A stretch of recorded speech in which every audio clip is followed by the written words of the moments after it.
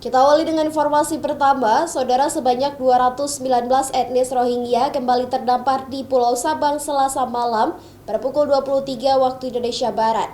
Warga menolak mereka untuk dipindahkan ke daratan. Pasca kedatangan hingga siang ini, 219 etnis Rohingya masih berada di bibir pantai desa Ujung Kareng, Kota Sabang. Warga menolak Rohingya untuk dipindahkan ke darat dan meminta mereka untuk berangkat kembali meninggalkan Sabang. Bantuan juga telah diberikan seperti makanan, pakaian, dan minuman. Sejumlah Rohingya terlihat lemas, selain orang dewasa puluhan anak-anak juga terdapat dalam rombongan tersebut. Dalam rombongan tersebut terdapat 72 laki-laki, 91 perempuan, serta anak-anak 56 orang. Sementara 12 orang lainnya masih berada di dalam kapal. Dengan kehadiran Rohingya yang hadir di sini dari semalam,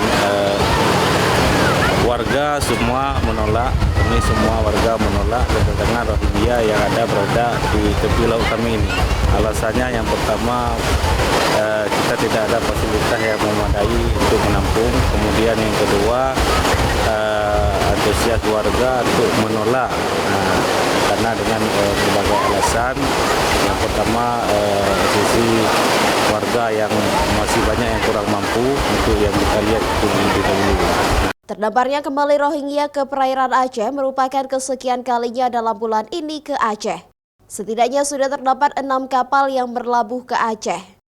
Warga mulai menolak kedatangan mereka karena sikap dan sifat mereka yang susah diatur dan tidak jarang yang melarikan diri keluar Aceh.